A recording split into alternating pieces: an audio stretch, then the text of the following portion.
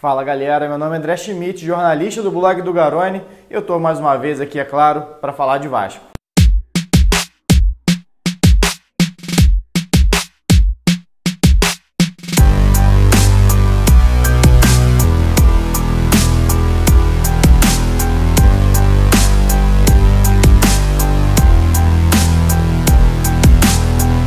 Bom, antes de começar essa análise aqui do Cleiton, novo reforço do Vasco na temporada 2019, vou pedir aqui para você se inscrever no canal, deixar seu like, que isso ajuda demais o trabalho, beleza? Inclusive, se você já é inscrito aqui no canal, já está um tempinho aqui acompanhando o meu trabalho, ou acompanha lá no blog, você já sabia, inclusive, desse interesse do Vasco, ficou sabendo em primeira mão desse interesse do Vasco na contratação do Cleiton. Noticiei lá no dia 20, ainda do mês passado, que o Vasco tinha interesse na chegada dele. Era um jogador que estava nos planos dentre esses jogadores que o Vasco buscava ali para o ataque. Tinha mudado o perfil, a matéria era até sobre isso, que o Vasco tinha mudado o perfil, não procurava mais um centroavante de área, mas tinha aberta a possibilidade de contratar um jogador de velocidade, que é exatamente a característica do Cleiton. Então vou falar aqui do Cleiton primeiro. Quem é Cleiton? Cleiton surgiu muito bem no Figueirense em 2015, inclusive mesmo ano em que o Valdívia surgiu muito bem pelo Internacional. Marcou 17 gols naquela temporada, foi a melhor temporada dele como profissional, tinha 20 anos ainda na época, chegou a ser convocado para disputar o Pan-Americano, disputou o Pan-Americano com a seleção brasileira, foi um dos destaques do Figueirense naquela temporada, e o Atlético contratou ele por 3 milhões de euros logo depois, no iniciozinho de 2016 ali. Ele ainda chegou a fazer algumas partidas pelo Figueirense, fez 4 gols em 6 jogos no início de temporada, e o Atlético foi lá e bancou. Na época custou cerca de 13 milhões de reais aos cofres do Atlético, era tratado como uma joia, uma grande promessa do futebol brasileiro, mas nunca, na verdade, acabou não se firmando nem no Atlético, nem no Corinthians, onde ele acabou sendo emprestado depois. Chegou a ter, inclusive, problema com o Felipe Bastos, que atuava no Corinthians na época, chegaram a discutir num treinamento, e ele deixou o Corinthians até mais cedo.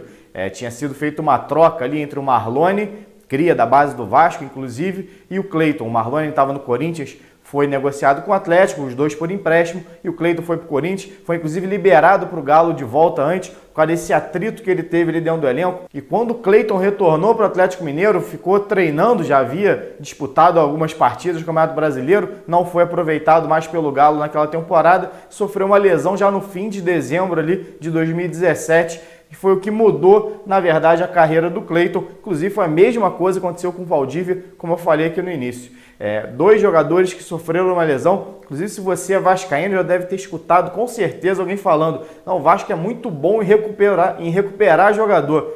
Inclusive, eu fiz uma lista aqui, só para a gente ter uma noção, para relembrar. Sabe que o Vasco realmente é bom em recuperar jogador? Marcinho, Dagoberto, Breno, Luiz Fabiano, Felipe Gabriel, Rafael Galhardo, tinha disputado 2 jogos só na temporada anterior antes de chegar ao Vasco, Eraso. Todos esses jogadores tinham um longo histórico de lesão antes de chegar ao Vasco, não renderam. Se a gente for pegar agora, só em 2019, Bruno César ficou 6 ou 7 meses, se eu não me engano, sem atuar pelo Sporting antes de chegar ao Vasco e não rendeu.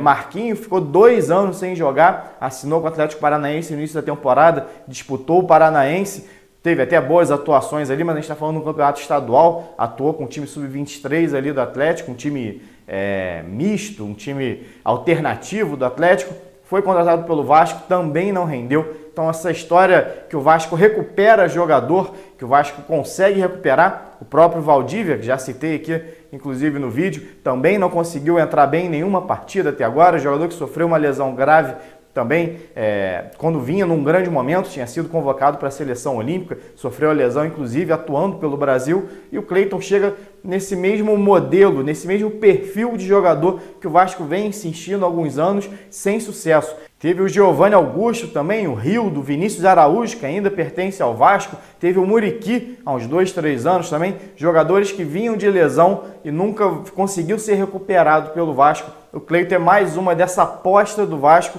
em tentar recuperar um jogador que já viveu um bom momento e que uma lesão acabou atrapalhando a carreira. O que seria para mim um fator favorável ao Cleiton, já dentro desse cenário de lesão, é que o Cleiton é um jogador mais jovem, é um jogador de 23 anos de idade, mas isso também seria um ponto favorável ao Valdívia. Até quando eu fiz a análise do Valdívia aqui, eu acreditava que ele poderia entregar um pouco mais, conseguiria se recuperar dessa lesão, exatamente por ser ainda novo, é um jogador de 24 anos de idade. O Cleiton é um pouco mais novo ali, questão de meses, mas também é jovem.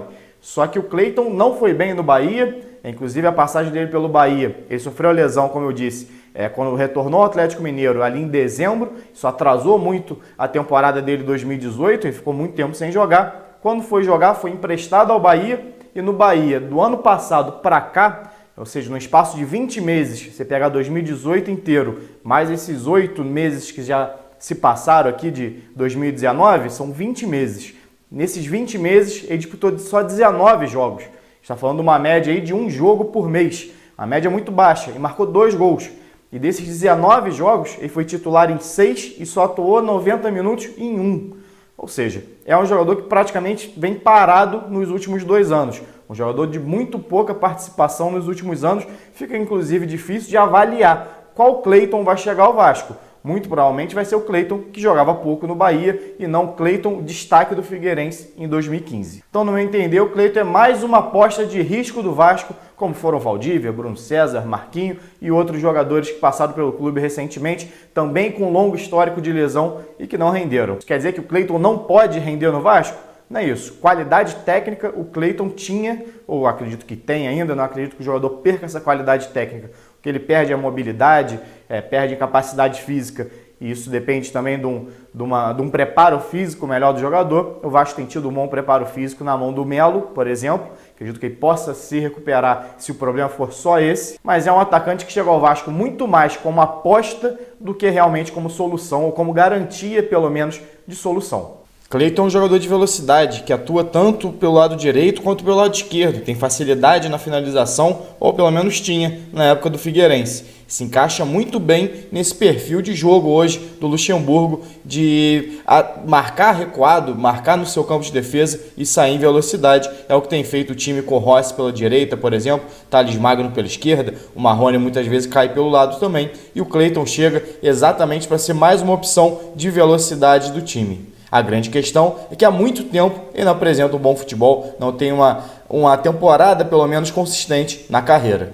Bom, galera, essa é a minha avaliação do Cleiton, novo reforço do Vasco. Peço mais uma vez que você se inscrever no canal, deixar seu like, assistir os outros vídeos também. É legal aqui, ajuda bastante o canal. Saudações e até a próxima.